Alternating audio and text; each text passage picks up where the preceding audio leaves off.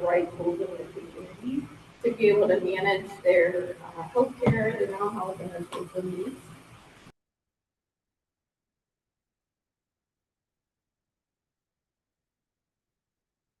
Can't do anything again. Only for about 10 seconds.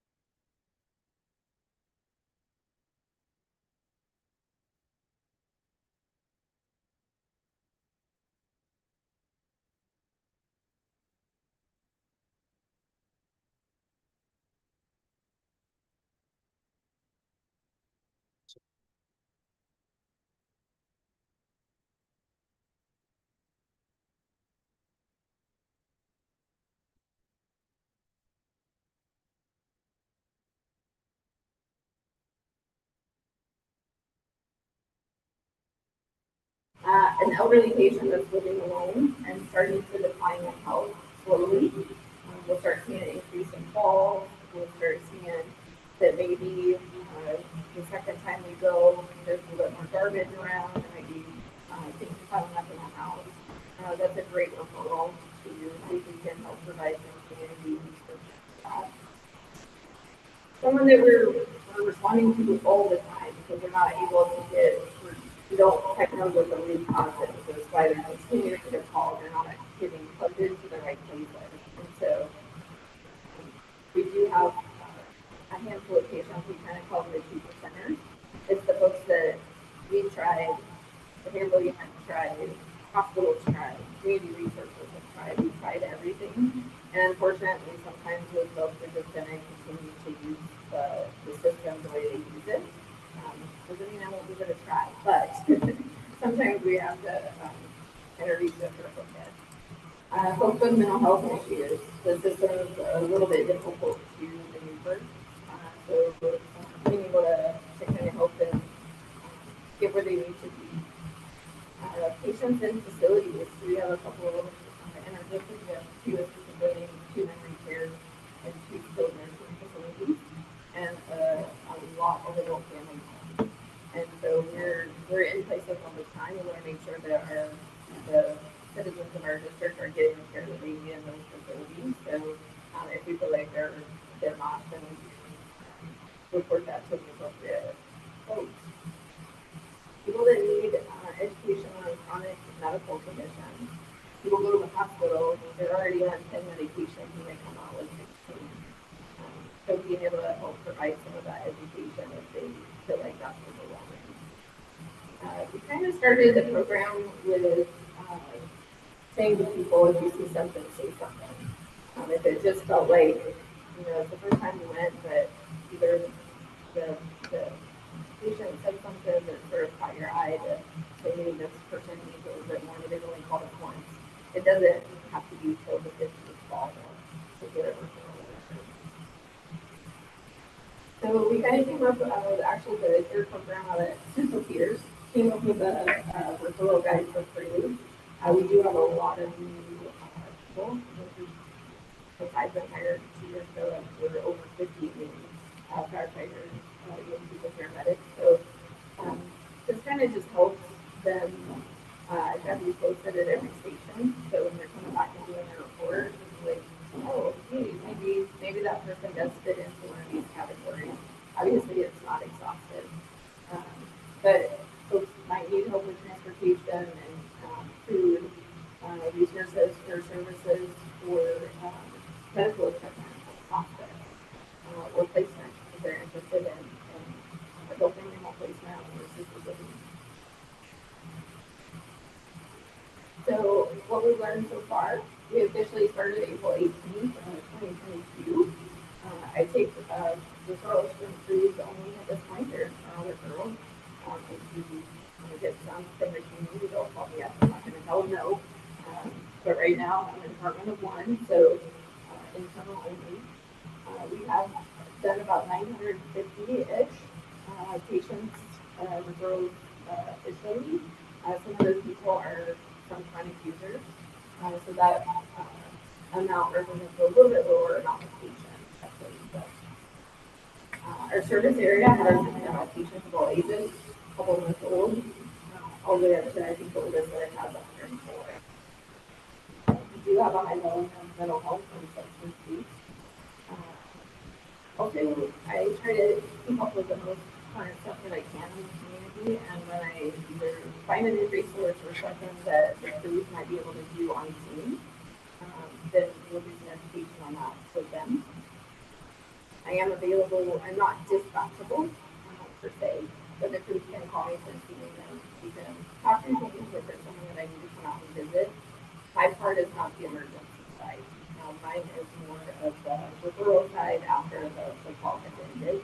But sometimes we do have to do some real in-time problem solving. And then really advocating for the patients and the crews to be good stewards of the resources in the system, whether that's us, law enforcement, and community resources, making sure that they're in the right spot that fits for them. So when I get a referral, this is all the stuff that I'm thinking about. These are all the resources, well, not all of them, but a lot of the resources that we use along the way. So some people, they might encompass 4 of these, they might be one, they might be all of them. So a lot of people can collaborate with. Just a couple of success stories. We've had a few people that are like this, different ages and whatnot. We did have a 93-year-old male who was living independently at home, going for coffee every morning, hanging out with his buddies, and then take a really quick sharp decline. He had seen his primary care doctor within the last 30 days. However, that doctor left his clinic, and the family was wanting hospice. And one of the rules of hospice is you have to have a face-to-face visit within 30 days. So that primary care doctor was now in Snohomish County. And they didn't have an appointment for 2 months in that clinic. So sometimes we have barriers, we have to circumvent the system and figure a way around it. So we did use a service called Dispatch Health, which is what I call urgent care on wheels. They are through Multi-Care. They're a national company, but they are mobile. They didn't come and see patients. They were able to write a hospice figure for us. She was able to get on hospice and pass away within 2 days. This story, I have multiple people that sort of fit in this success story. This happened to be a 71-year-old female. She was living by herself, did not have any family in the area to help her out. It was just some smaller things, nothing too major. She was starting to have some health challenges and out there getting a little bit cluttered, a little more conflict, which always makes our firefighters or best the most stuff you have in your house, the faster that. I just got a text from James who says you can't hear the garble and All right. see. Yeah, I know I can't say I can't get the cameras. I can't get the reverb to go away because then no one can hear anything. So I'm sorry, I'm trying to work on it. It just, Am I standing too close? I think the closer you stand, the better it is. Can I get this to go away? Believe me, I practiced all week long and it worked fine. I have nowhere there. I was lucky if I could finish.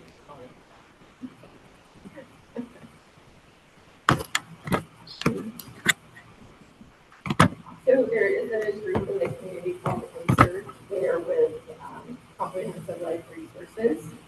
They work with law enforcement, EMS, and crisis folks, economic crisis folks.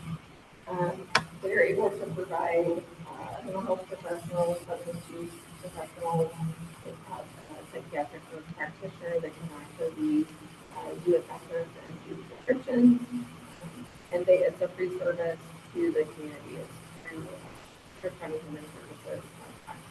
So we were able to get those folks in there. They are very, what we would call low barrier. They can go take groceries, they can install drop bars, they can go to the doctor's appointments, make sure they're getting medications, those kinds of things. And then we had APS involved in this as well. So a lot of times when we get those two or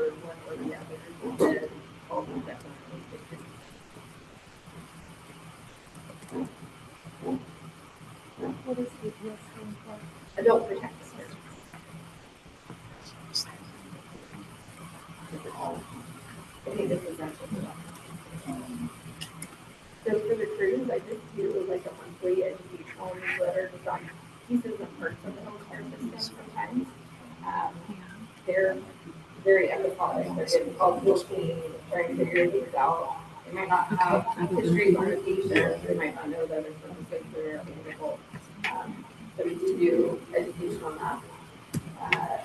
We do care plans on challenging patients so that we're all kind of on the same page and setting boundaries and trying to get that patient to be more self-sufficient and empower them to manage their issues.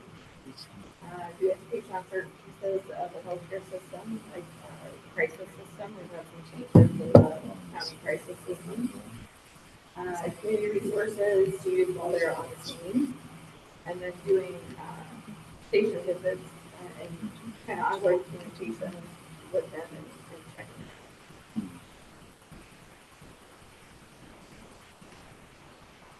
Any questions, concerns, comments?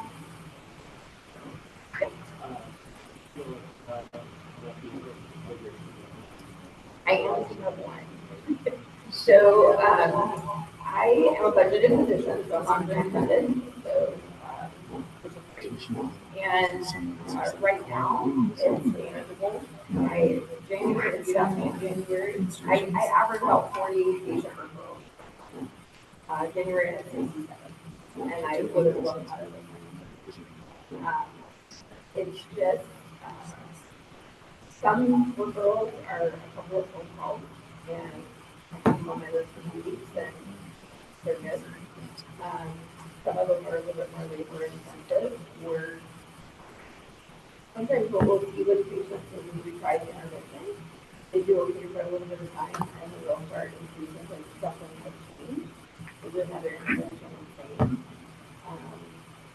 Obviously our goal is to get them, make sure that they're safe, they've got what you need, aren't dependent on the 911 system. But right now,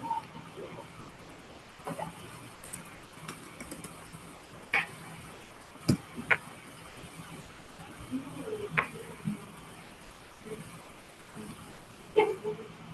Yeah, we meet quarterly. Yeah. And then we have patients back and forth as well. We talk with that every day. Thank you. You're welcome. Okay.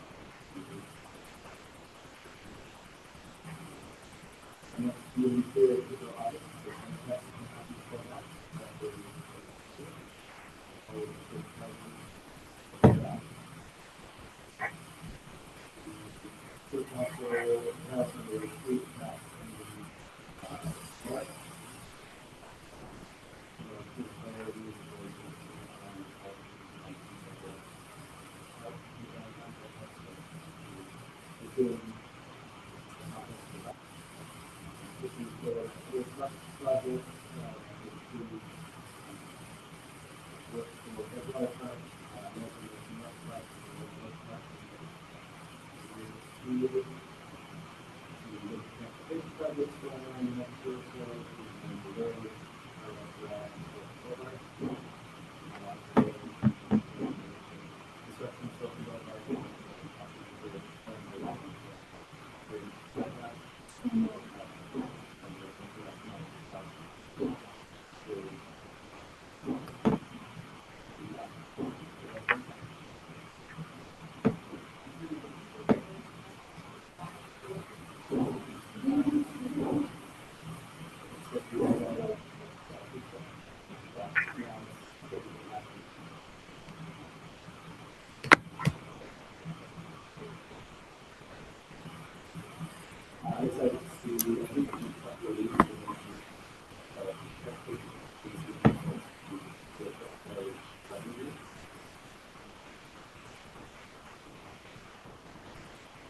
it interlocking from Planter's plan, or was like something reported and then it was like immediate shutdown?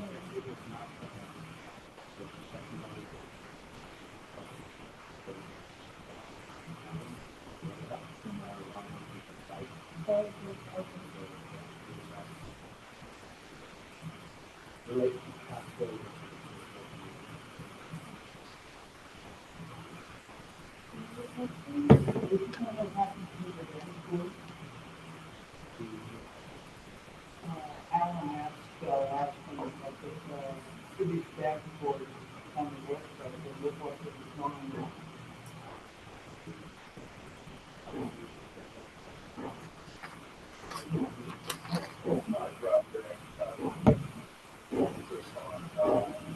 Yeah, I did some updating. Especially since the new city council role. We're about to do it as well. Updating that. But I don't know. There were comments about something that was behind the It will bring to the time if we want this possible actual submitted, when you asked of the city council to look into that, or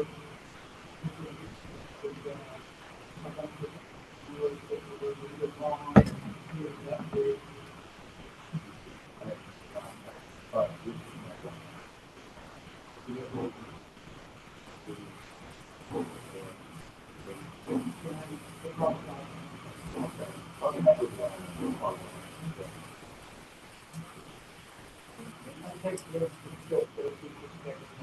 Yeah, I can't get, but I'm here. I cannot get the stuff to work at all. Webster Fire, are you not hearing me?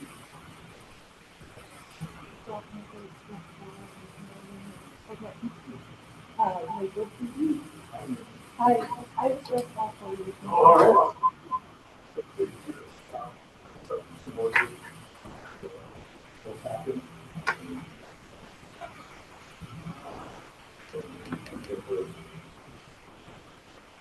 Couple things, so we have had quite a few new cars. 6 graduated in the last 2 months. We have over on field training, weeks ago. And we have just over 3 graduated. 2 of them are that in training right now. They're actually training for the week in place.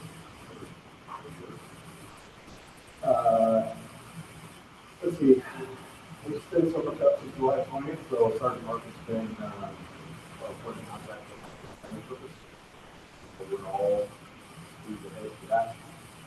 On June 27th, March 27th, we will actually be doing the 20th anniversary, static display, very last farmers market. Which is good. So, we've been there all day with various static displays.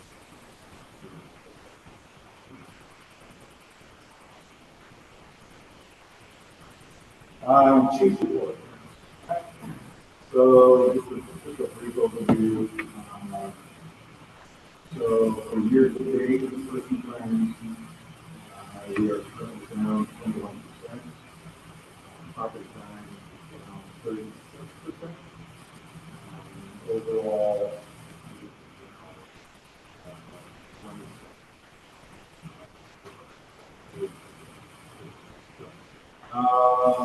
so top locations in the visit. They also need to be centered in the town center.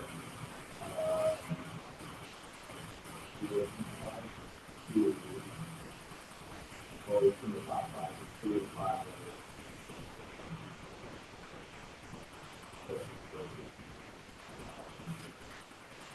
Outside of that,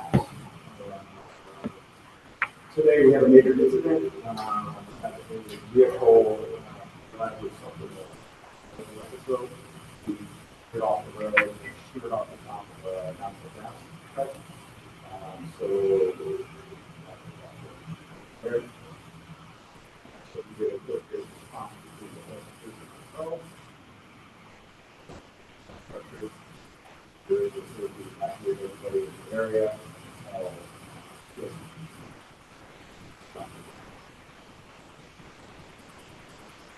Very coordinated, very seamless side of us.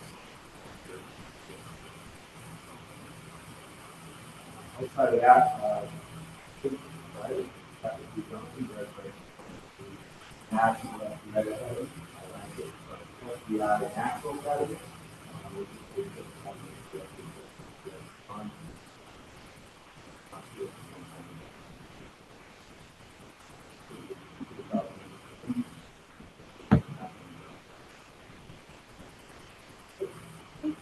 Thank you.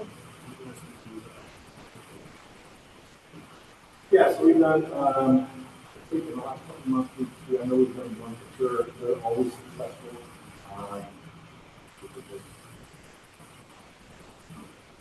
So it's good, it's good education, get out there and actually presence.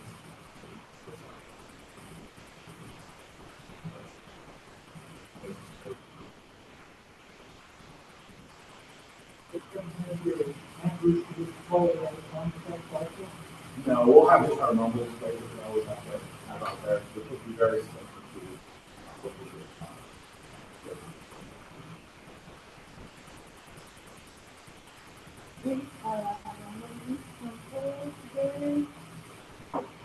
Unfinished business. We had a business public safety. Today, so I want to do, Michael Margaret. Do you have any news?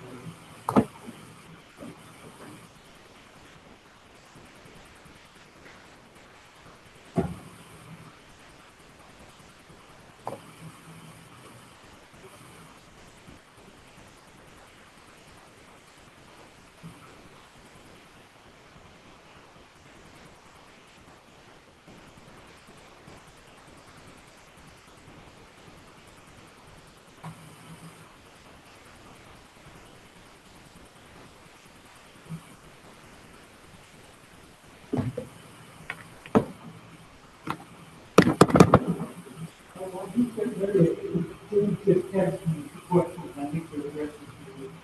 Are people used to serve 7 terms on behalf, is that legal or illegal?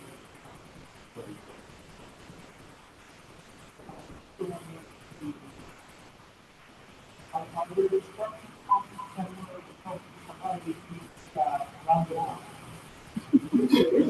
to round it out.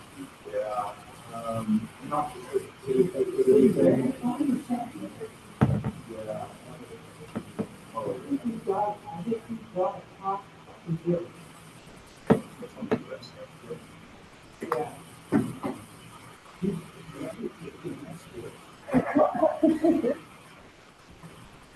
Okay. cool.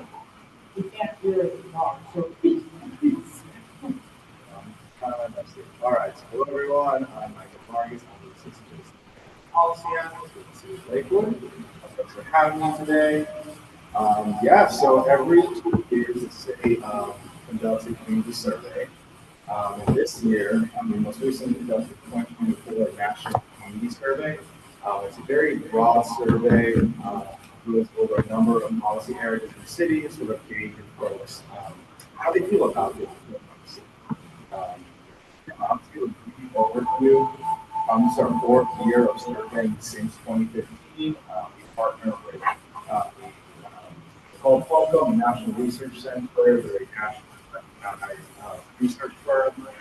They've actually conducted this survey all across the U.S. One of the key features of working with Qualcomm is that we are able to compare our results with, I think it's over 400 other jurisdictions that also work with Qualcomm.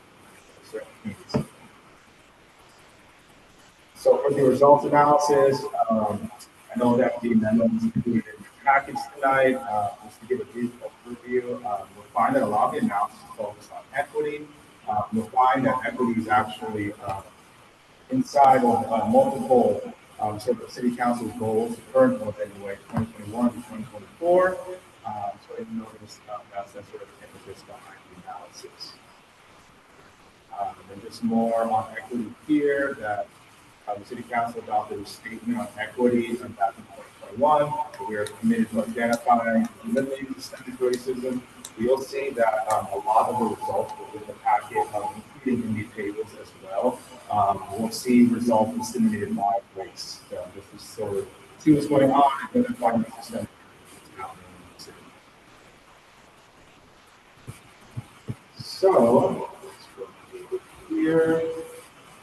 So the survey room, I believe there's over 100 questions surveyed. It's quite a lot. There are over 10 categories that really measure livability in the city.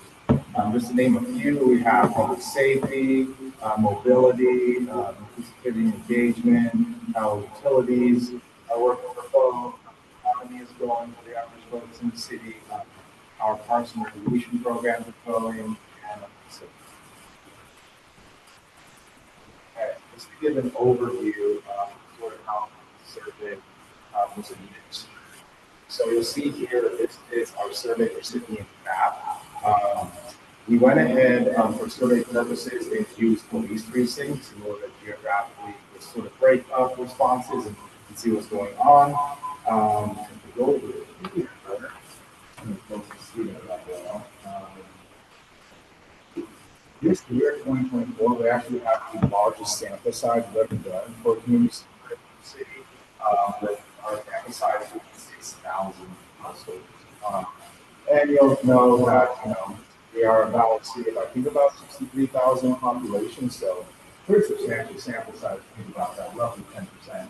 And previous years, for example, last month, survey in 2022, we hit about 2,700 households. We more than doubled our reach this year. That was at councils at the times, impetus and motivation, reaching more households, was again even more input into the survey. So 6,000 households each received a packet in the mail and instructions for both English and in Spanish. Actually did Spanish translation.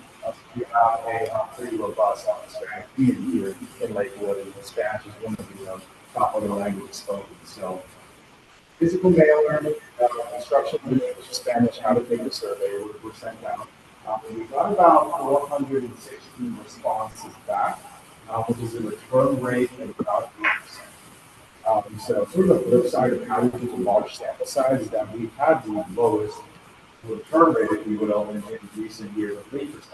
We have the highest number of responses since 2015. So 416 responses. For example, 2 years ago, we were at 288, and then in 2017 and 2015 respectively, we're about 250. So the doubling of sample size, and reaching more folks and having more voice in the community, it works to see with increasing responses rate. So this table here actually shows the response rates broken down by district. If you thought it was important to really zoom in and see which neighborhoods and areas of the cities are reacting to the survey. And for example, districts 2 and 3 historically have the lowest response rates. So here, districts 2 and 3, they have Springbrook, National District. So these are harder to reach communities, tend to be more low income, and have high concentration of people of color, English as a second language. And so those were hard to reach communities, yet with our 2024 survey, we actually managed to increase the response rates from those areas by a pretty good amount. Um, as you'll see, we have District 2 had 17 responses in 2022, and 24 this year. We had 6 responses in District 3, and then up to, I think, 58 this year. So we're actually able to reach harder to reach communities. Yeah.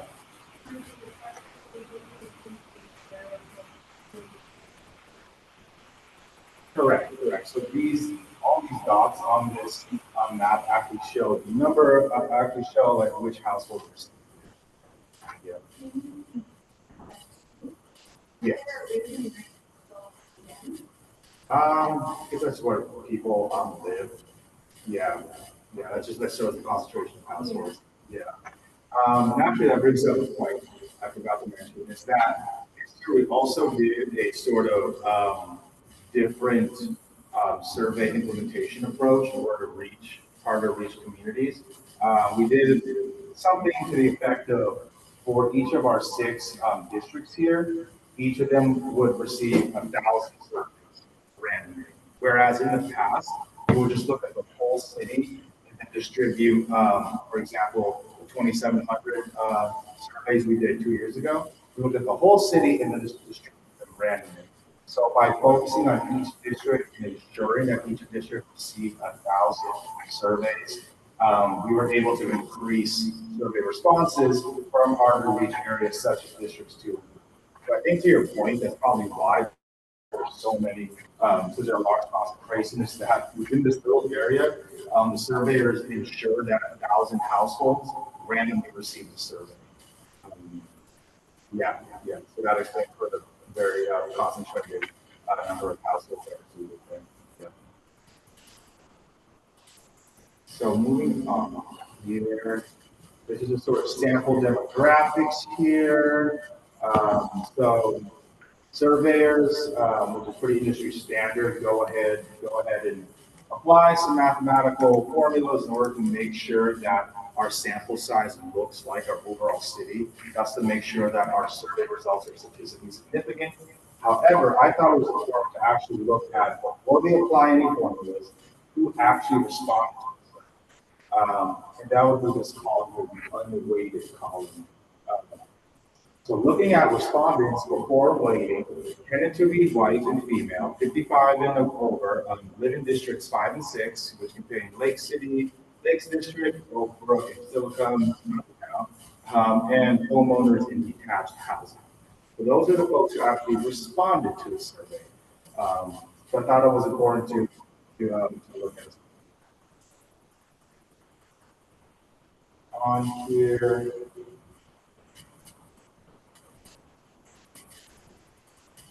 Okay.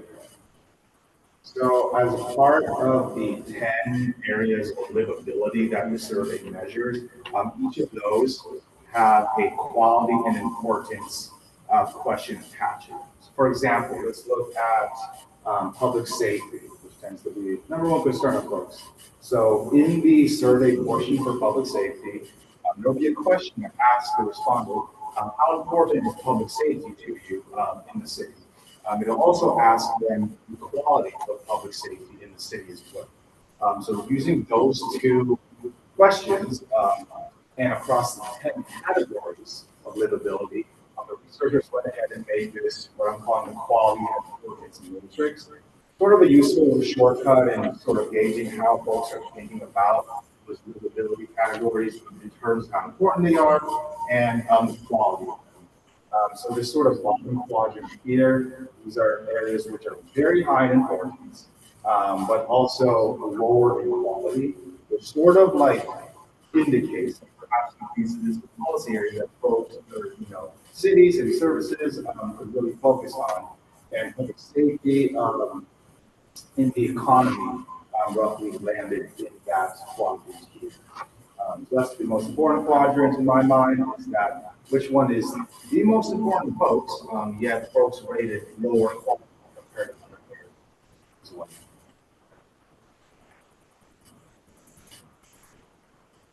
Moving on. Okay, let's see what actually happened during the survey here.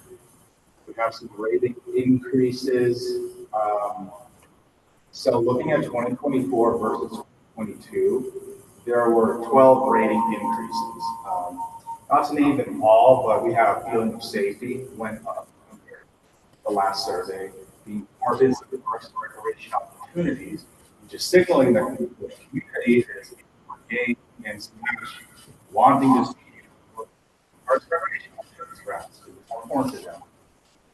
Looking at street repair, means of travel and transportation, that's increased as well. Walk and bike, since last year, opportunities for any special events, as well as special events both went up since last year. I think it's really showing that the investments in these areas are going up. And then looking at, I thought another really good measure was that now that we've taken the survey with the same companies, it's 2024. That's roughly 10 years worth of data, right?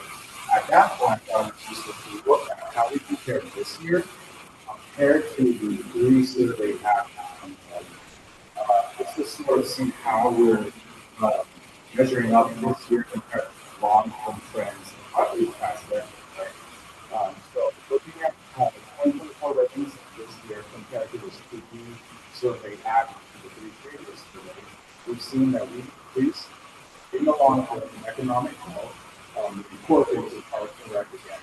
These are walking, street repair services, some other areas here, opportunities to participate in social events, opportunities to attend cultural activities, special events, Lakewood government becoming more welcoming.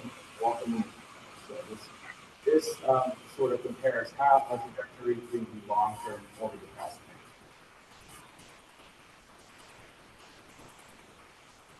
Sort of a shortcut of the previous list there. Also some charts here. So we're just going back to what we just looked at here. Okay, this is an interesting one. So we have the overall ratings, 2024 versus 2022. The red are rating decreases, and the gray are ratings that were similar, and green are rating increases. So compared this year compared to 2 years ago, that most rating increases, if you will, are concentrated in parks and rec, governance, and economy, which most rating increases were concentrated in education, arts and culture, security, mobility, and all of those factors.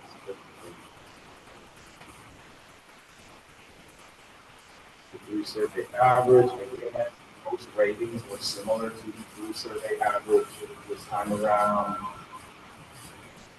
This is national benchmark. So as I mentioned previously, also they administer the survey of over 400 communities in the U.S. So one of the sort of hallmark features of the community survey by Palco is that we're able to take our ratings and measure them up to these other communities on average. So looking at our national benchmarks, again, gray is that most rate similar to the national benchmarks. Red, they were less than. Maybe not be able to see that well, but the darker red is that we were much more less than the national average. So as you can see, during here would be mobility. I believe that's with our public transportation. So we're actually above the national average. But most ratings that were lower than the national average are focused in education, arts and culture, public safety, and I think even economy and the communities. Okay, so looking at the racial comparisons here. So again, analysis was broken down into 5 topics: Black, Indigenous people of color, and white respondents. As you can see, most responses between these two groups were actually similar at 75% roughly. So by white respondents, number of similar ratings, as you can see, a lot of green here because most of those ratings are similar between groups. I believe most dissimilar ratings were in mobility and participation, and yeah. Oh, okay, so another that we did this year is that had a statistically significant survey we mailed out to folks, but we also opened up a survey for anyone with a Lakewood address on our website. And we call that the open participation survey, which I believe we had roughly 200 folks in that bucket. So this compares active versus open participation. One sort of thing that researchers like to really emphasize is that if you open the survey up to everyone, you're going to see more of louder voices, and so you're going to see probably less favorable results in the over participation survey, and that's what this graph here shows. So we had roughly half and half comparing the scientific survey to the online survey. We had about 64 rating decrease. So.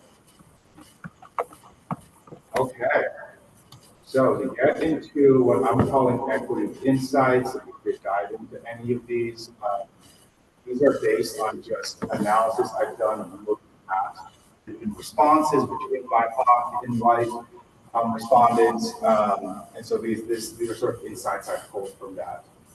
So insight one, BIPOC and white residents engage with the Lakewood community differently in their civic life and interactions with government. BIPOC respondents rated feeling less engaged in civic life and less satisfied with city government than white respondents. And we can see some of these specific ratings here. What I'm calling civic life, we have opportunities to volunteer. BIPOC rated less than, opportunities to attend cultural and youth activities rated less than, and the city government should focus on opportunities for arts and culture and residents engaged in connections over the next biennium. So BIPOC response rate was high. And again, with city government here, BIPOC rated less than, Lakewood government being welcoming, resident involvement, and then treating residents with respect. But several gaps have actually closed since the previous survey. For example, the Lakewood government treating all residents fairly, that closed, as well as value, services, taxes paid, and all referring to the Lakewood city. So there are some positive trends in that area. Another insight, communication between city government and BIPOC communities emerged as an area of improvement. For example, BIPOC residents were more likely to contact the city government that rated public information services less than white respondents. That was an interesting emerging trend there. Equity insight 3, utility emerging as a discrepancy between BIPOC and white residents. And since we're not exactly a full service city, a lot of these tend to be out of our hands, but these were interesting discrepancies that aren't new this year, that weren't present last year. For example, BIPOC rated less than drinking water, electric and gas service, yard waste pickup, and utility billing in general. So, there. In equity insight 4, we have affordability of childcare, healthcare, food, and housing are growing challenges for the residents overall.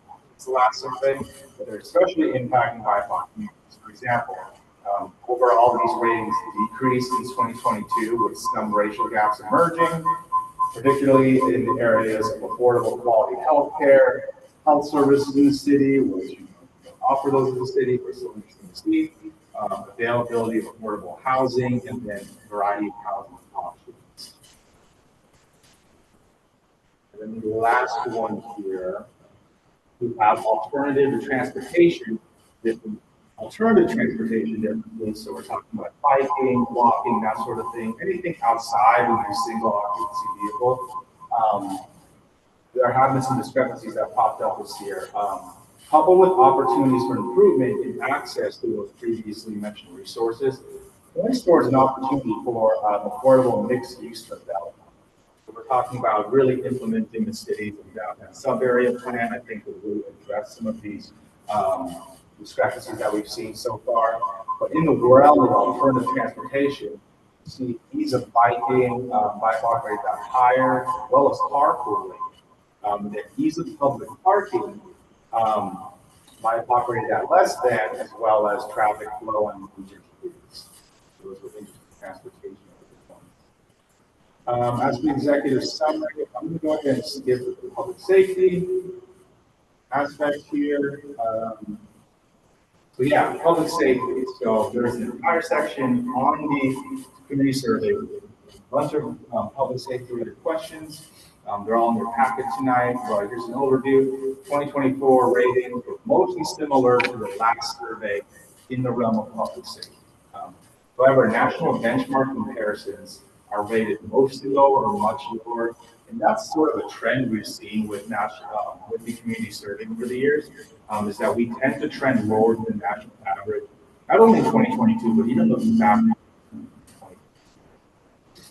So again, an equity insight here is all BIPOC and white. Rating gaps have closed since 22, with BIPOC respondents still rating animal control higher than white respondents. Data point there. Public safety, these are the ratings that were rated much lower / benchmarks. We have safe in business during the day. We have crime prevention, dealing with property crime and violent crime as well. And in 2024 ratings that have increased since 2022, which is interesting, is that the overall feeling of safety have increased despite these areas having being lower than the national benchmark. And I have other areas here. I'm going to go ahead and stop there because I know I have a memo in the packet, but in terms of just to sort of tie it back into perhaps this committee looking at implementing a business safety survey.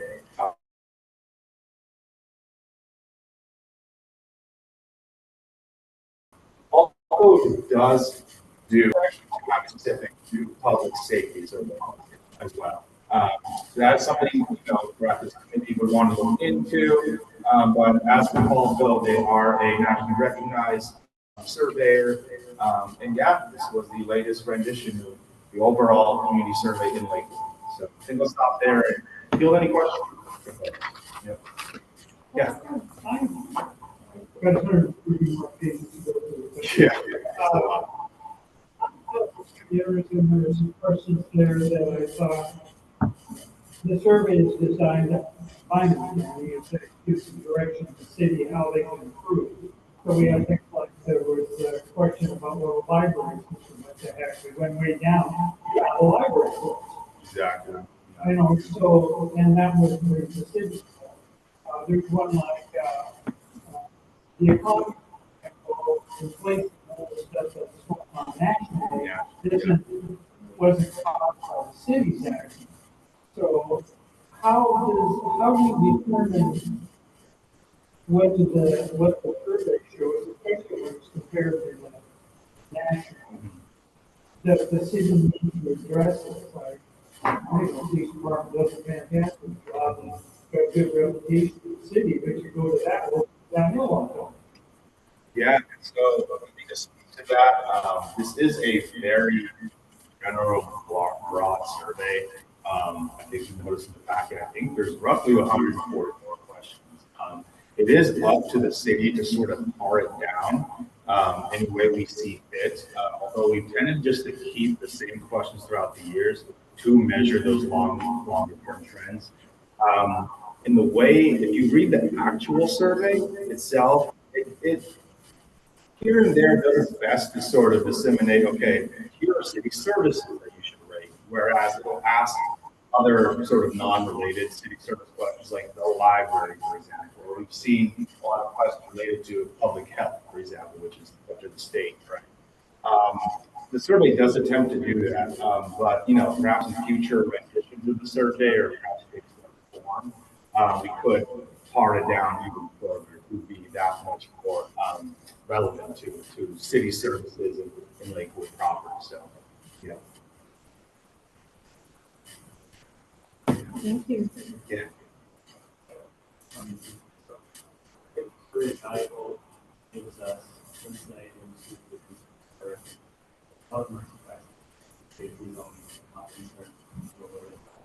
And it's something that our police department can do tied due to state law. And as a council, we pulled in our lobbyists to work with the folks in Olympia to change things a little bit so that these can be pursued for certain times. I think we're seeing the results of that in our latest chief's report where crime will drop. Because things like the vehicles that enable other than on that list. So we see what's important. We're doing what we can to address those issues. And I think we're seeing they were maybe next time we have very much the question of that.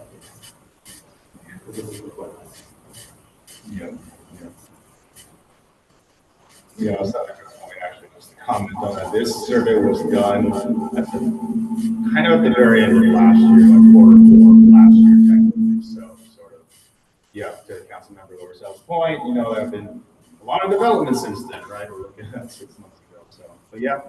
Well, even we look back on the first one in 20. The first one I can go ahead with 2015. 2015.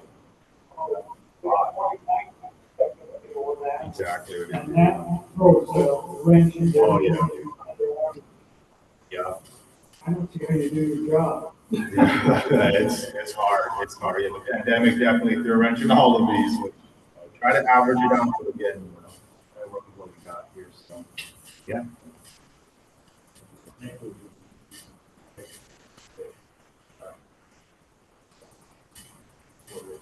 Yeah. We have questions here.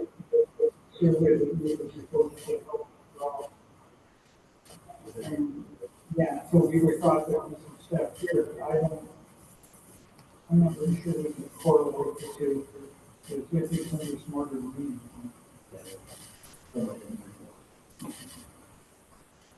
Thank you.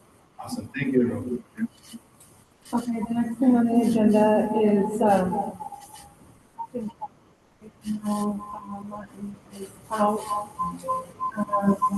Anybody have any ideas that they'd like to bring up or discuss today, or should we push that to next time? Wait till the next meeting. Yeah, Martin.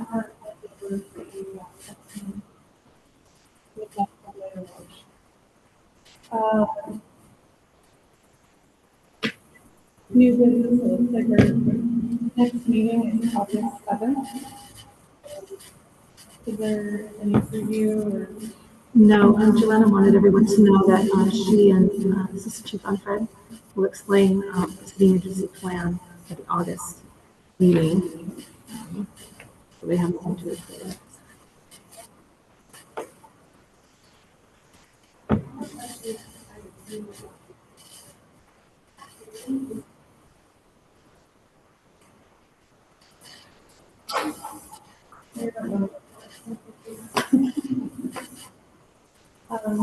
We'll get back to you on that.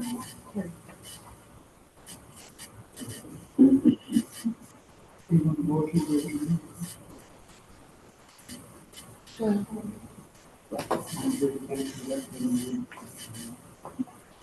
I'm